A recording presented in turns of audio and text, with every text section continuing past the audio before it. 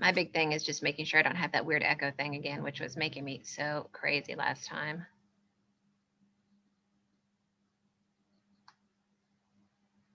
Okay, I think we're good to go. So I'm going to start the webinar. So just want to let you know. Great. My big thing is just making.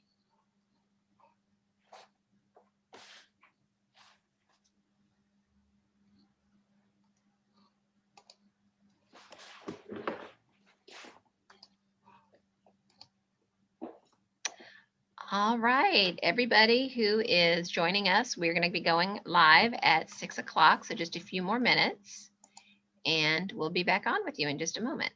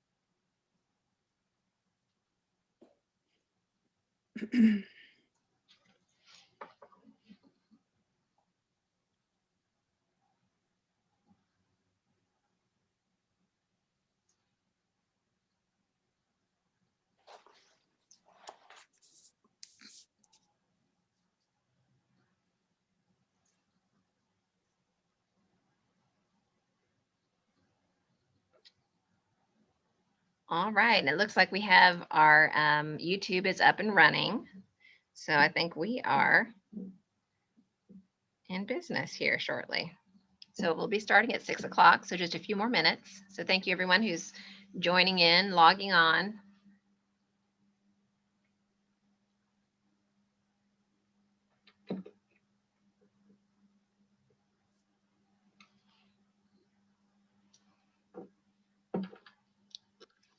Everyone had a nice day today. It was beautiful outside, at least in Little Rock. I'm not sure where the folks are dialing in, but at least today it was a beautiful day. I know that our weather is going to turn a little bit here shortly, but we can enjoy it while we can, right? It was up to 70 today, I think, which is awesome.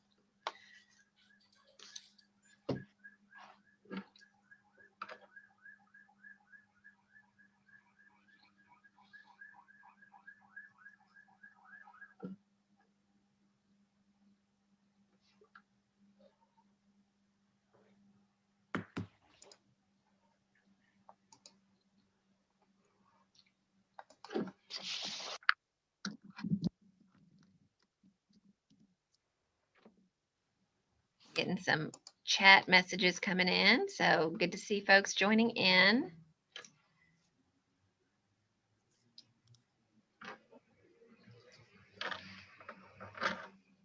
And we're almost right on time here.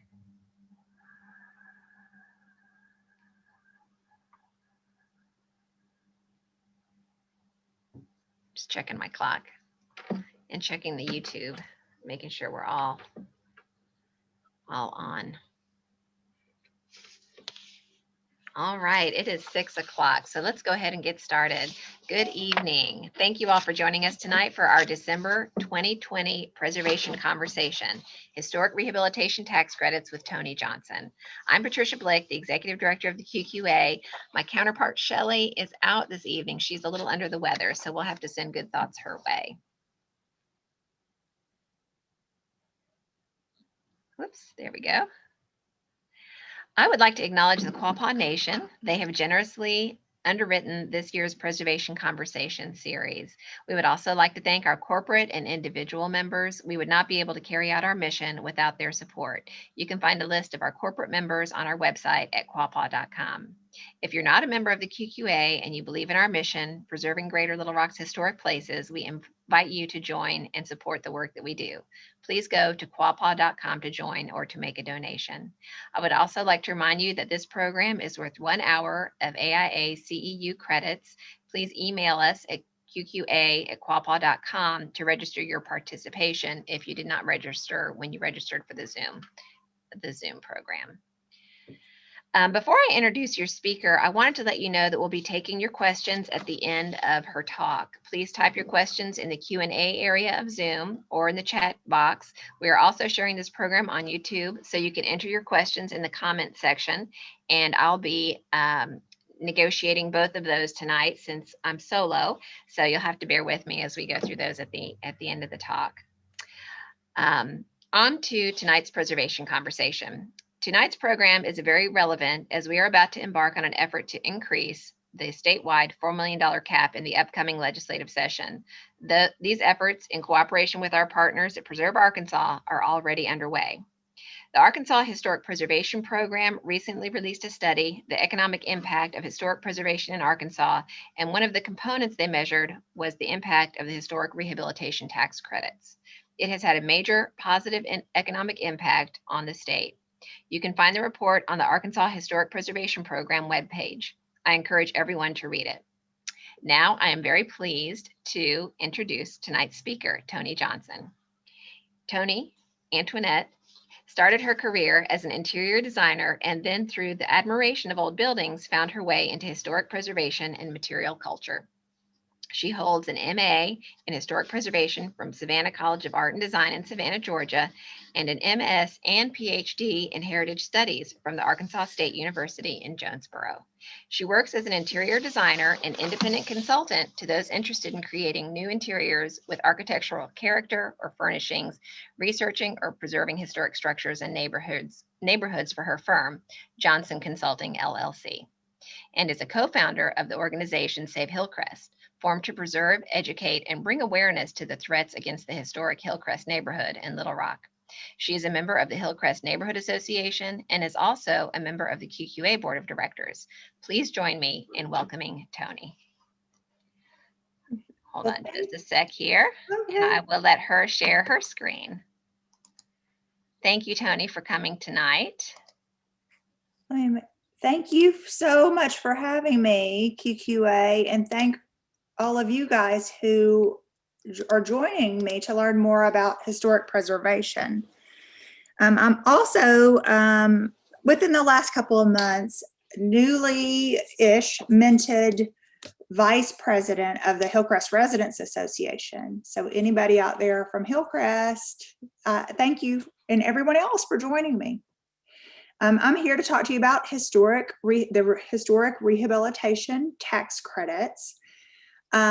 But I want to back up a little bit and explain, because if you are going to apply for this tax credit, you have to have your structure listed on the National Register of Historic Places.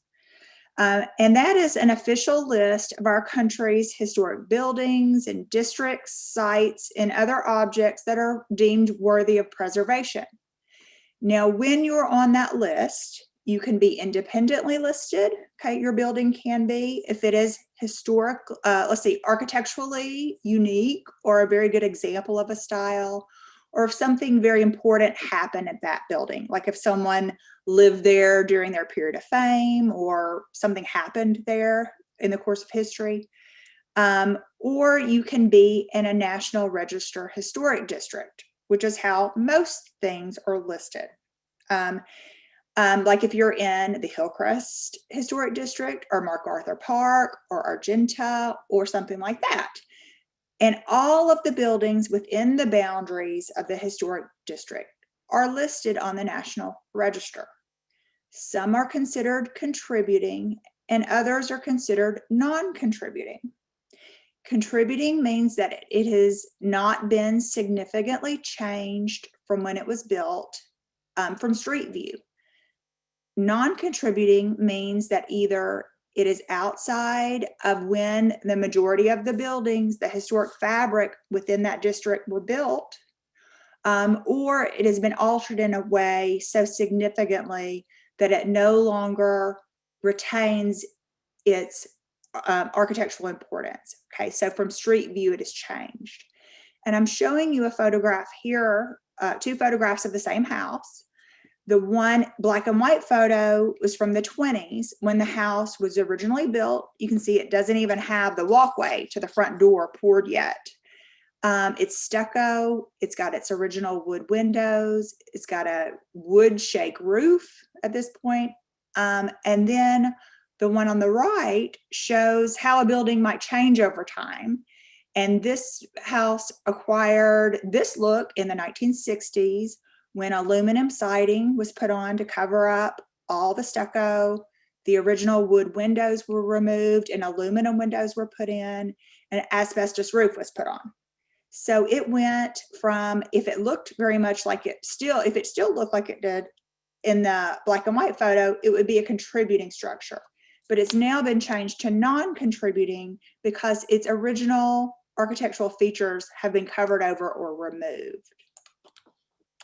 So after using tax credits, we got the building, this house, back as a contributing structure on the National Register of Historic Places by having the siding removed, the stucco repaired, and because we knew, because we had historic photographs here, what the window pattern looked like, we were able to then take out the replacement windows and put a more appropriate wood window back in of so it looks much more like it did originally. And we were able to get this building back as a contributing structure on the National Register of Historic Places.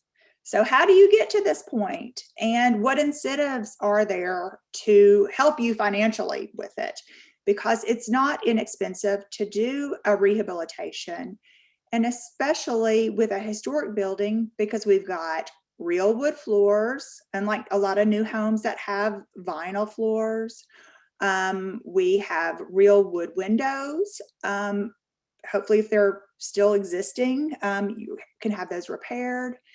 And we have stucco. You might have a tile roof. So these materials are more expensive to work with than vinyl windows, than, oh goodness, what am I? False stucco. What is the word? Than vinyl windows, vinyl flooring, and materials. Are you thinking about drive it? Maybe drive it? Yes, thank you, Patricia. I'm like, I've lost it. Help me. Yeah, drive it instead of stucco. So we're working with those historic building materials, and there are incentives from the state and federal government to help, in the long run, offset the cost to the owner. And one way that one incentive that is used very often is a tax credit, okay, the historic rehabilitation tax credit. And a tax credit is it's not money that's given to you up front. So you have to come up with all the money yourself for your remodel, but it is a tax incentive that allows the taxpayer to subtract the amount of the credit that they get from the total taxes that they owe. So in the case of a state tax credit, you would take off the amount of your credit from the amount of state taxes you would pay for that year and up to 5 years. And with the federal government, same thing. All right, so there are two different tax credits that you may be eligible for. The state credit is 25% of rehabilitation costs, and the federal tax credit is 20% of the rehabilitation cost. And you can, in some instances, use these two together for up to 45% back as a credit on the cost of your rehabilitation. But there are rules, and we're going to talk about those tonight. And so, as I explained before, your property has to be eligible, and for it to be eligible, it has to be listed on the National Register of Historic Places as a contributing property, okay? It cannot be a non-contributing property, but if yours is considered non-contributing or changed so significantly that it has removed or changed its architectural character from street view, don't fret, because like the first project I showed you, in many cases, it's possible to reverse that, okay, to take the things off that have been added to it that make it non-contributing. Now, there is a map that's been created by the Arkansas Historic Preservation Program, and I have the link listed here, which I know is long. So if you can take a screenshot of that, Or if you don't know how to take a screenshot from your computer, if you take your telephone and take a picture of your computer screen, you can type that in later and put your address in it, and it will have a box that pops up that explains whether your property, it will say, is eligible or ineligible. Okay, eligible means contributing, ineligible means non-contributing. And like I explained before, as the map shows here on the left, this is a map of the Ouachita Avenue Historic District in Hot Springs. Every building within the historic district boundaries is on the National Register.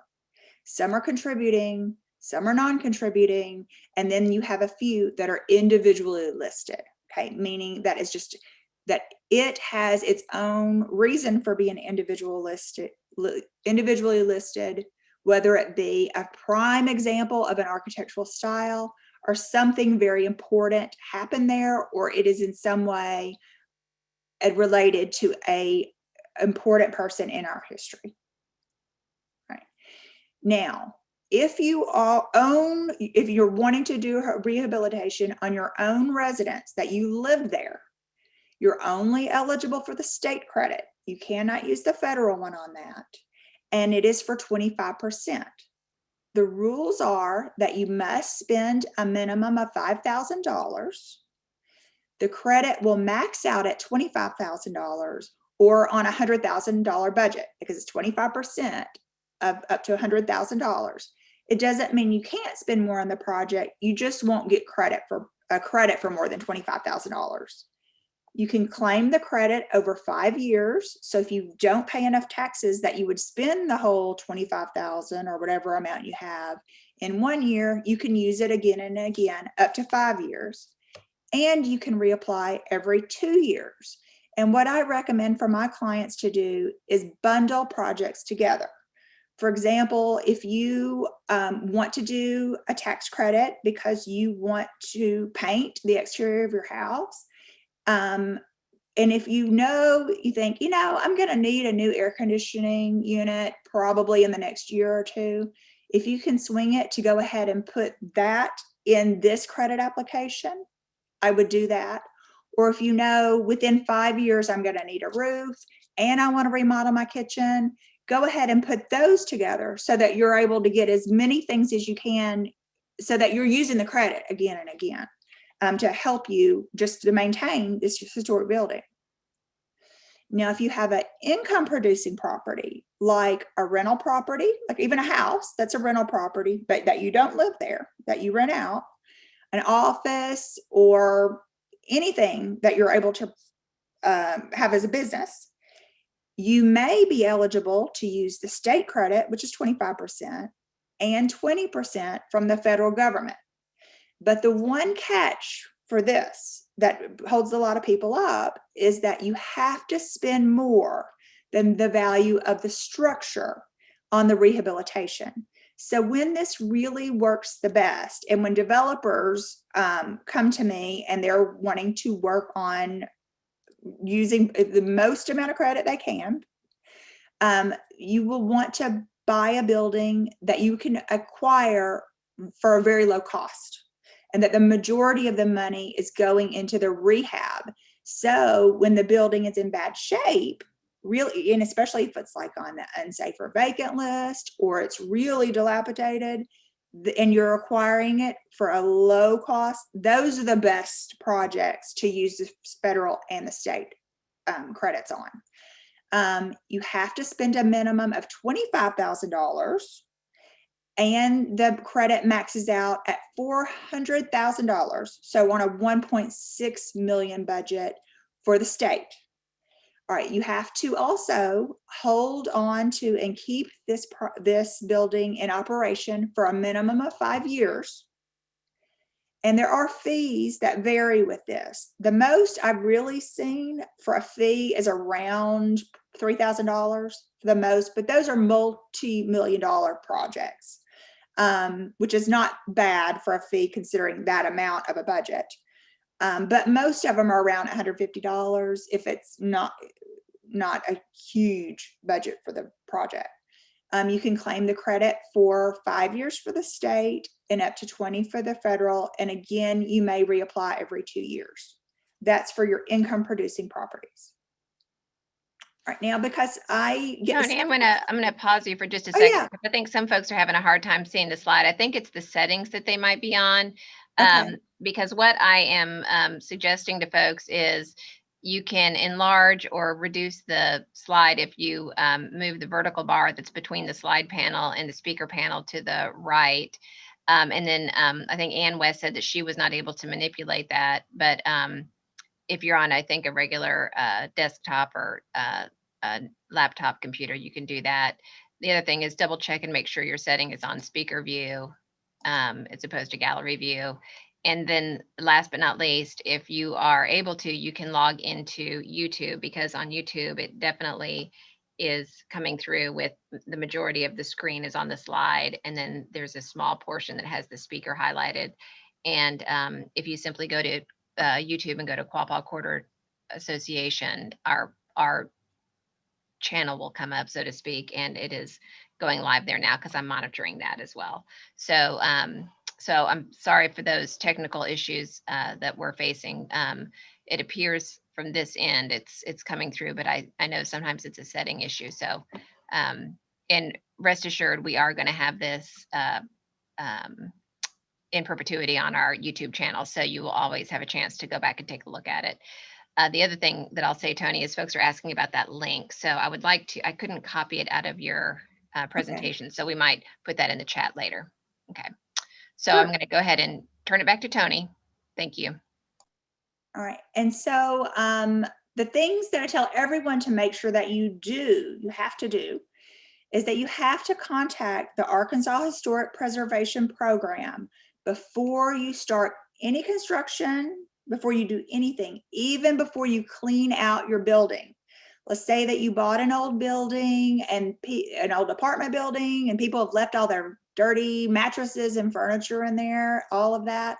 You do not even clean it out before you talk to the Historic Preservation Program. And the reason for that is that there's been more than one instance that I've walked through a property with a new buyer or a new owner, and they point to a big pile of what looks like garbage and rubble, and say, oh, I've got someone to clean that out coming this week to throw all that away. And I look and I start looking at what's really in the pile, and that's all their original wood windows, original wood doors. It does look like garbage when it's put in a pile, but that's a lot of the original fabric of your building sometimes can be in there. So you don't want to hire someone just to clean it up because you might not know what's in it. Number two is that you have to document the project before, during, and after applying for the credits. Number three, you want to try to locate historic photographs. And in the very first title slide, you could see why that was important, because I was trying to put windows that would be appropriate for that building back in it. And by having the historic photograph, I could see what it looked like. Also, that porch is a little odd. So I was confused as to whether that was original, and I was able to prove it was by those photographs. Number four, you respect the historic integrity and character of the structure. You don't tear things off of it. And we'll talk about that without knowing what you're looking at or if it's original to the building. You keep all receipts. That's a big one. You'll need that for the end. And you must follow the Secretary of Interior standards. Now I'll go through what those are, but really in a nutshell, what they mean is preserve the historic integrity of the building. Remember, this is a preservation tax credit. It's there to help you preserve this building and keep it in active use. All right, now don'ts, and these are a lot of things people want to do that you cannot do with the tax credit. Number one is replace the original windows. The original wood windows are custom made for that building. They're probably close to 100 years old by now, and they will last another 100 years if they're repaired and they are taken care of. Also, if you put storm windows over them, which is what is recommended by the Park Service, you will get almost the same insulation factor has a brand new double paned argon gas filled window, which is what everybody talks to me wants to do. Do not pull your original windows out. Other things people like to do is hammer out the plaster in their historic building to expose the brick underneath. The Park Service will require you to have a finished wall there if it was finished originally. They don't want you to tear out original fabric in order to show something underneath. If it's already exposed, that's a different story. And we can talk about that with some projects I'm going to show you later. Do not try to get approval for the credit after the project is completed. It's not retroactive. They just will deny it. They will not let you do that. You don't want to add non-original elements to make a building look prettier. Like I have people who want to put a big front porch on their house that never had a big front porch on their house. Put the porch on the back so that your original street view still is original. And number 5, this is real big in Hillcrest. You do not want to construct a non-sympathetic addition, a big addition. And I'll show you some examples of good additions and bad additions, and so you can see what I'm talking about. All right, so the first of the Secretary of Interior standards, there's 10, we'll go into detail, but that the property should be used for a historic or a similar purpose. This is Cleveland Arms apartment building in Hot Springs on the left, as it was about a year and a half ago. It was built as an apartment building. On the right, it was rehabilitated into a hotel. That was a good use of this building. That's different because you still have the original footprint of the building with the corridors, with separate units. So it's a very similar use, even though it's somewhat different. So you wouldn't want to like take a historic gas station and turn it to a house. You just have to remove so much of the original of it to make it work for the new use. You're forcing a square peg into a round hole. Number 2 is that the historic character of the property shall be retained and preserved. The picture on the left is the original structure. The one on the right is the same building that has been very much changed to where it's lost its historic integrity and it is now a non-contributing structure. They've added an addition that you can see from street view. You can see this is not the same house at all. It doesn't have its original windows. The porch is different. It really has lost its historic integrity. If you want to build on, you want to do it on the back where it's not visible from the street. And here's some examples of good additions, because we have, especially in Hillcrest, we have a lot of little bungalows, 2 and 3 bedroom, 1 baths. And that's not really realistic for a family of 3 or 4 to live in today. So people want to add on to them. So you have to do it with a sympathetic addition. The one on the bottom right, the white building, is something really popular with houses and a really good example where you can add on. The addition does not overwhelm the original structure. This is on the back. It's not visible from street view, but you can still get more square footage on. And then the other 2 larger structures, you see that the additions are set back from the front. They're put toward the back of the building, and they are not larger in scale than the original. All right. Number 3 is you do not want to add features from other buildings.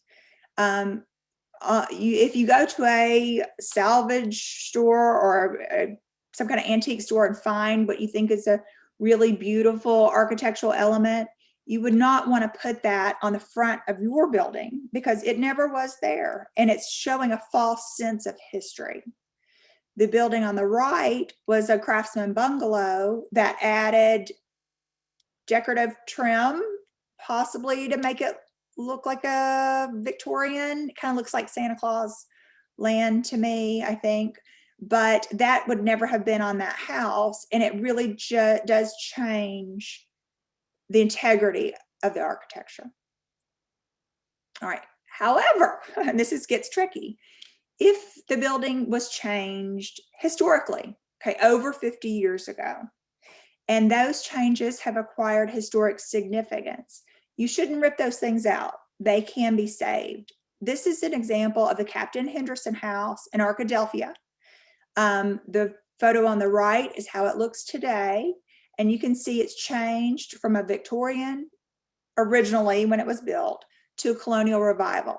Well, when we rehabilitated this building, we would not go in and rip out that portico, those columns. All of those now have their own historic significance.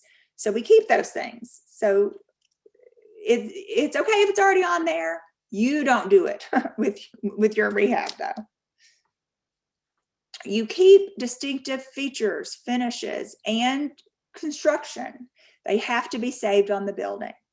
For example, something that makes this house very unique is that it's got wood shingles, fish scale shingles in the gable.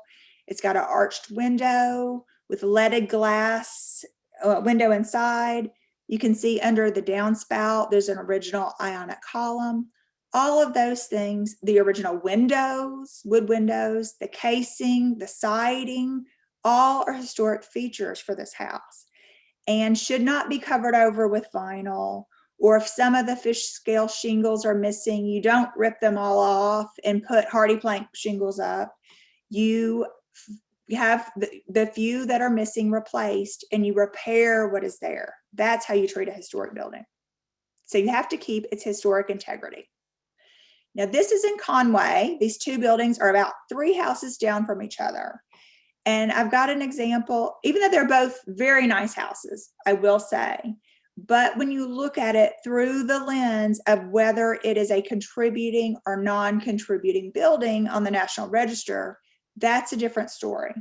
The one on the left was built looking very differently than it does today. That is now a non-contributing building.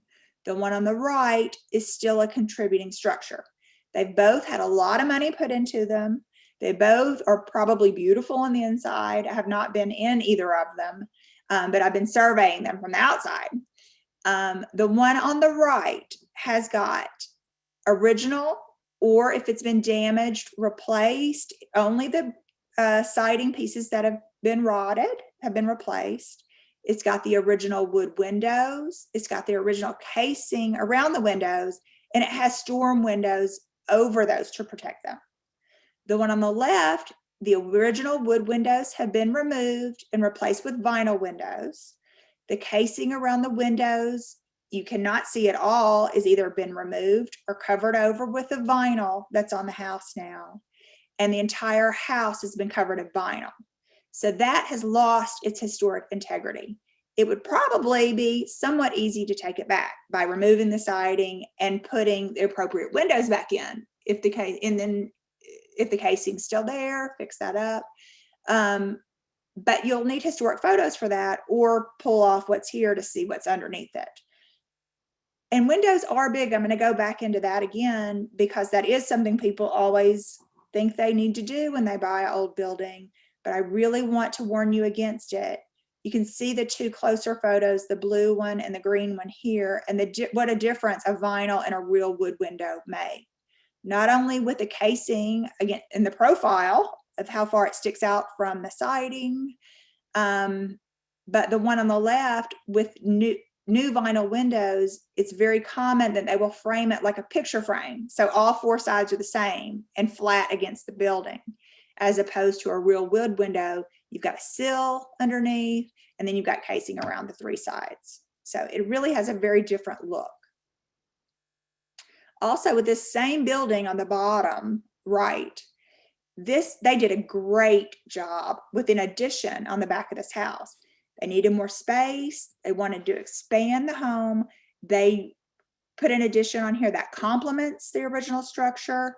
It's smaller slightly than the original building, and it's off to the back. So when you look at the front of this building, you can't even tell. It doesn't look twice as big as it did originally. It's an excellent example of an addition on a historic building. All right. Then also the Secretary of Interior Standards wants you to keep all of the historic features you can. If you have something that's damaged, and you will in a historic building, it is to be repaired instead of replaced. And the two most common ways to repair damaged material is on the left with the columns that are rotted at the bottom. They cut out the rotted part and they put in a material that's almost like a putty, and it's sanded and shaped to fill in the missing pieces, the missing parts. So you still have the original column with some repairs. And on the right, you don't just tear out a damaged window. They again cut out the rotted or damaged part. They splice wood back in, sand it to fit, and then the window goes back into place. That is how historic materials are treated. You don't just throw them out, you repair them and reuse. You also must use the gentlest means possible when cleaning or repairing. This was either sandblasted or power washed. Does a lot of damage to historic brick. Historic brick is a lot more porous and softer than new brick, and you will tear it up when using harsh methods of cleaning. And also with wood. These were not designed to be able to power wash with a high setting or sandblast. It would be the worst thing for them. If you find any architectural features when you're doing your renovation, you'll want to protect and preserve those things. I found little juice glasses when I was redoing my garage. I found other photographs, which I actually donated to the Arkansas History Commission. So those are important to not just throw away. And then any new work shall be comparable, but not pretend to be historic, as we saw with that addition here. You can see that it is complements the building very much so, but because of the way that it's set off from the building and some of the sizes of, like the double doors would not have been available at that time in this form. So it doesn't really pretend to be historic, but it complements the original structure. And then any new construction, you don't want to destroy historic materials. You want to work around them. I also wanted to show you here how you can put old buildings back into active use, even with some changes that need to be made for accessibility. We've got 3 examples here that are really good with making ramps into secondary spaces or a place that you can't see necessarily from the street view, or at least are not cutting new openings. In the bottom, we're reusing a window. The top right is from the state capitol here in Arkansas, and that there's a ramp put underneath a tunnel for accessibility. But on the bottom left, you can see they've built a big ramp right street view of the front of the building, and it really changes the way that entrance looks and disturbs the historic character of that building. I wanted to also show you a couple of tax credit projects. This is an example of one that used the state and the federal credit. You can see this was on the unsafe and vacant list. This is one of the ones that were really in disrepair when we first started working on it. It had what was rumored to be a liquor store on the downstairs, and then just was vacant upstairs. And you can see the inside was not much left of it. But these are not, should not be considered as tear downs. They can be valuable historic resources in the community when they're restored. This is it during construction, and the bottom left I wanted to show because it has an addition there on it of a kitchen and bathroom. The floor plan shows that kitchen and bathroom addition with the gray walls. That's all new. And you can see it on the back of the building, how it really does not interfere with the street views of that structure and is done in a sensitive way. With these drawings, I'm going to show you the gray or the diagonal striped walls are new walls, and the dashed walls are walls that we removed. I'm going to show you some of the most common things people want to do in old buildings and show you how they can sensitively be done. Another one I get a lot of requests for is opening up a kitchen. Okay, in this case, we're opening it between a kitchen and a dining room. You can do that. You cannot take the wall completely out between the two, as you can see in this picture and drawing. You do not want to make it appear as though it's one large room, okay, because that footprint of the building is then changed. However, you can open it up to have a more open floor plan, which people are desiring today, but you can tell that there was a wall there at one time. We've also removed some secondary and less important walls in the kitchen area just to open the kitchen up and make it more usable, and then added a few walls in order to make a built-in pantry, and then as you can see in the dining room, a little built-in bookcase. This one is photo before. This is a kitchen that we took out a butler's pantry and what had been used as a half bath to open the kitchen up. And then on the back porch, we added a wall to create a breakfast area and then a half bath and a laundry. This is the kitchen afterwards. And we took out the wall that went in between those triple windows and the single window. That's where that wall was for the butler's pantry that we opened up to be able to get the space we needed for the new kitchen. And this is the half bath, how it looked after we were finished, half bath and laundry and the breakfast area. And you can see that the original back of the building, that brick wall, we did not tear that out. We did not cover it over with sheetrock. We kept those original materials and worked around them. Here's something from Hillcrest, and this is a bathrooms and kitchens with homes are the biggest remodeling that tax credits are used for that I work on. And you can see that the bathroom was not really old. The shower wasn't that old. It's on the right two pictures are how it was before we used the tax credits to remodel it. But the foundation under the shower was bad and the shower was leaking very badly. So we actually took out that whole shower, opened up the bathroom and put this glass shower in, redid the floor. And so that was a Hillcrest remodel that we used the tax credits for. Here's another one in Hillcrest that the credits were used for. As you can see on the right, it was a teeny tiny little bathroom just with a sink, toilet, and shower. It had a window at one time in the back that had been enclosed for storage. And then a sleeping porch was behind this bathroom. We took the area where the window was, opened it, lengthened it, opened it all the way up. So we're not making a new opening, we're just enlarging what's there, and made a larger bathroom in using that sleeping porch. Tax credits were used for all of this. Also for this one, the two photos on the left were the kitchen. This is downtown on Gain Street. And on the right shows what it looked like after the rehabilitation. And this one, we actually moved the kitchen. We moved it further back in the building. It had originally been where this seating area is on the right. That was that kitchen area. And then where the kitchen is now had originally been a big closet and a bathroom. So change that around. You can also use the tax credits to finish out attics, which is done here. This is a commercial project. It was originally a grocery store. It's in Rogers. The last use of this building was an antique mall.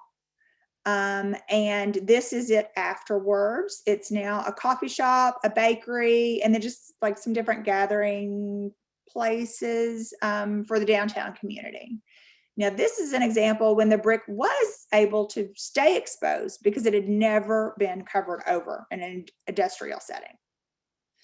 Here's some more photos of that project. And then the back of this same building had a big warehouse in it that had been vacant for many years. And the owner turned that into lofts. I want you to notice where those big openings are here that are blocked in. Those were warehouse doors at one time.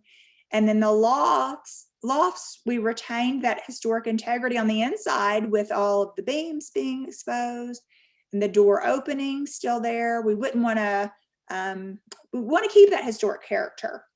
And that's really what people want anyway, when they're working with, looking to lease a historic building, all of that character doesn't need to be scrubbed out or removed from it.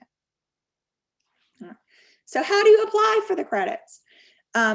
You can contact the Arkansas Historic Preservation Program directly. And if you are someone who's a do-it-yourselfer, you're pretty good with paperwork and research, and you have a project that you're just doing maintenance on your house. Let's say you're getting a new roof, new HVAC, you want to paint. It can be used for any of those things. If it's just maintenance, you're fine and you're a good go-getter. You could do the credits yourself. All right. However, I would definitely recommend if you are doing an addition as part of your rehabilitation, if you're moving walls, if you're expanding spaces, I would definitely recommend finding a historic preservation consultant because it gets a little more complicated. I am a historic preservation consultant. I'm also a historic interior designer. That's how I got into this. And I do all of my plans according to the Secretary of Interior's guidelines. So you need to make sure that you're working within those standards, okay, within the Secretary of Interior's guidelines when you start moving things around and opening things up. So you may be better off to find a preservation consultant, but definitely contact the Historic Preservation Program and get your paperwork and see if it's something you feel like you can do. If it's maintenance, I got faith in you. I think you can do it. Do I have any questions?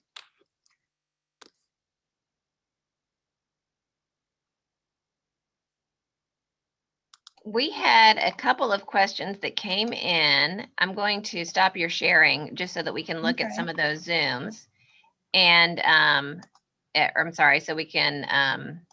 I'm also going to see if I can put that link in there for you guys. Yeah, that would be great. So we had a couple that came in that I addressed, but why don't I scroll through them really quickly? Because I think a lot of the issues that we had right off the bat were associated with people having a hard time viewing it. So I'm sorry about that, everyone. But let me just reiterate that this is on YouTube and it actually records on there automatically. So you can certainly go through and at your own leisure, watch the video again. And the slides, because I have it parked over here next to me just to make sure it was working, are more dominant on the setting there.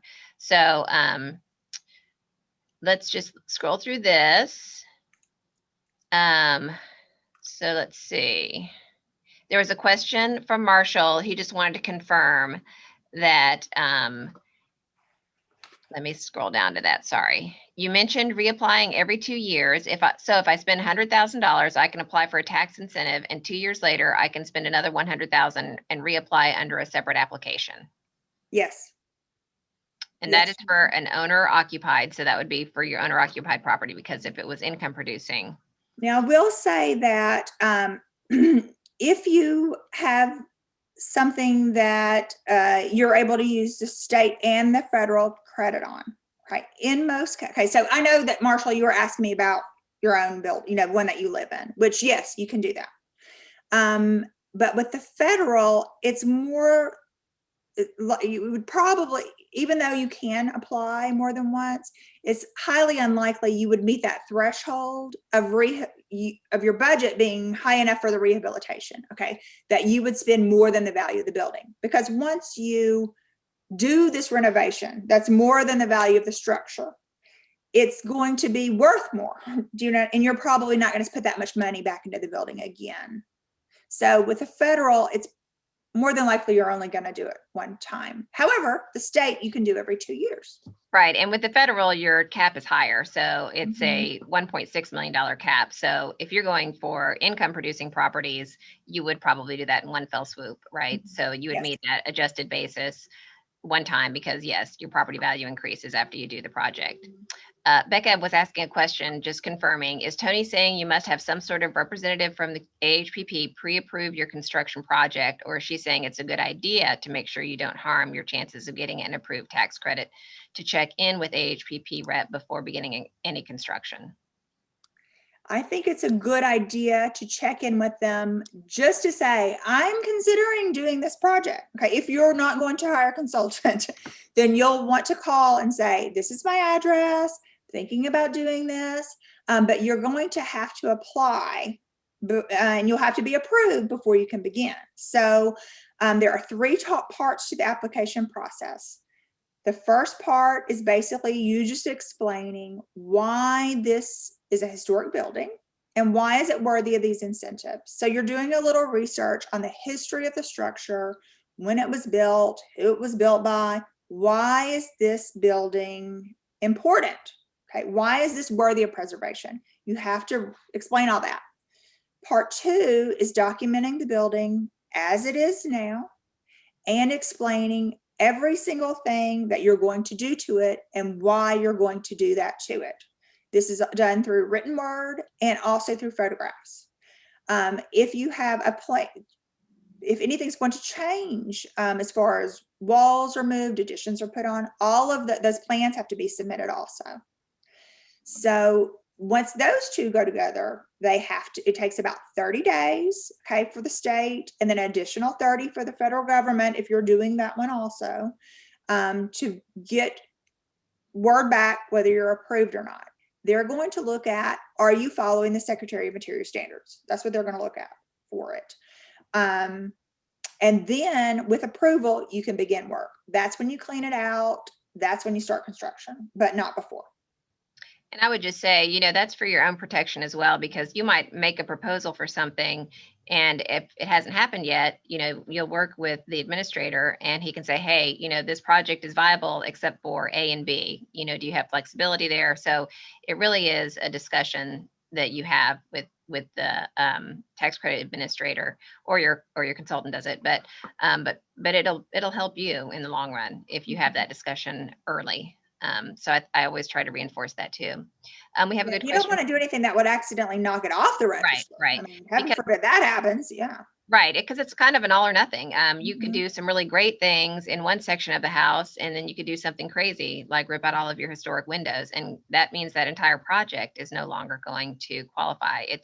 It's not a portion of the project; it's the entirety of the project that has to meet the standards. And you can, like I said, every 2 years, you can keep applying. When you need a new roof, do it. When you need new paint, if you want to put solar panels on, you want to put gutters on, whatever, renovate your kitchen. That's a good point, because we have a question from Jay. He says, I wondered about gutters. If the house didn't originally have them, would I have to look into gutters that didn't change the original outline? So have you ever encountered that? No, you would not have, they would like you to put gutters on them because it protects the building. If it didn't have gutters, it's probably still a good idea to put gutters on there because it does protect, especially if it's masonry, well, anything or wood, the water's going to splash back up and damage the building. So it's worth it to look at that. So yeah, I mean, unless you're going to do something really weird, like put a big fish shaped downspout on it in the front, or, most people aren't going to do that. I think it would probably be fine, but again, just don't do anything really weird. And if you are going to do something really creative, ask about it first. Yeah. Give an example. Right. And thank you very much. The link for the map is in here. Toni put it in, Suzanne put it in a couple of times. So, so everyone should have access to that.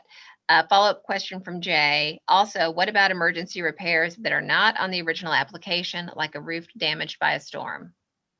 Well, if you've already got an application in, okay, and then let's say, because it sounds like that might be what you're asking, but I'll explain it both ways. If you already have an application in that's been approved, and then a big storm comes in and you weren't planning on doing a roof repair, or even if you just got into the project and were like, you know what, I really just ought to do this roof too, you just write an amendment for it. And that is, they have 30 days to do it, but in most cases, I get it back in like a week for an amendment. If it's just something simple like, oh yeah, we want to do a roof too.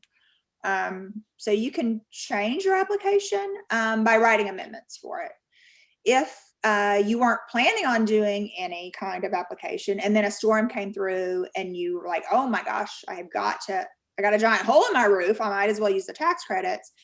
They don't really do emergency like yeses, but I would just recommend getting the credit application in as soon as possible, explaining when you submit it that this is an emergency. Like, I have water coming in. Can you help me? They're going to tell you to tarp it. And then they still have 30 days. But I mean, people are humans. They're going to understand that you need it, and I think in most cases, I mean, I don't work for the Department of Heritage, but in most cases, if you explain your situation, I think that you'll get help to maybe not have to wait the whole 30 days. But also saying that, I have people that grumble about the 30 days and just are like, oh, we're not going to do the credit because we don't want to wait 30 days. But honestly, they will sit on it and 30 days will be over and they still haven't started anything. So just do it. And the 30 days will be over like that and you've got it approved. So time goes by faster than you think. And Right, very true. I had a question come in through Q&A. I have a project that I'm applying for both state and federal credits. I wanted to change out the metal awnings, which were not original to the structure, to a wooden gable type awning and told no by AHPP. These were on the back of the building. Now watching this, why was that going to be an issue? Just asking. well, I'd have to see, more details about what it is, but I will just tell you a general probably explanation of it. When if you don't have okay, this is why original pictures are really good. So you can see what was there. If you can prove that original wood awning was there, you'd be able to rebuild something similar to it. If there's no photos of anything like that available, then that falls under the category of not making something like a false sense of history there. So if it's something that's trying to look old and it was never there, that might be that, or it might be very ornate and kind of, even though it's not the same thing, the photo I showed of that big wooden ramp in the front of the building, how it really changes the appearance from street view. It's kind of real more, it may be